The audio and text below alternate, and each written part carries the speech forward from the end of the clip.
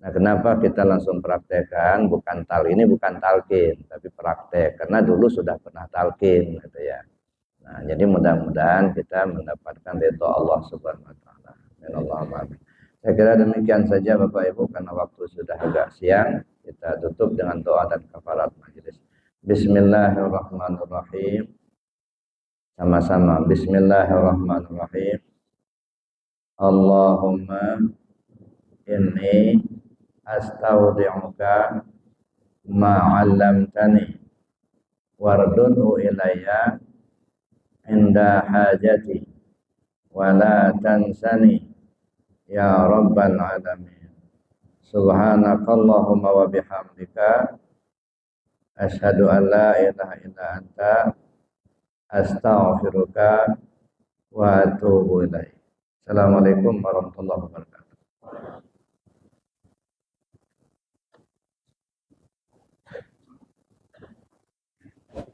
Jadi mantap. Terima kasih ya.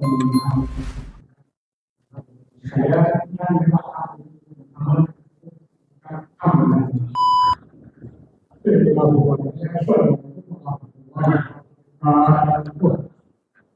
Haji, sehat Haji. Alhamdulillah. Ya.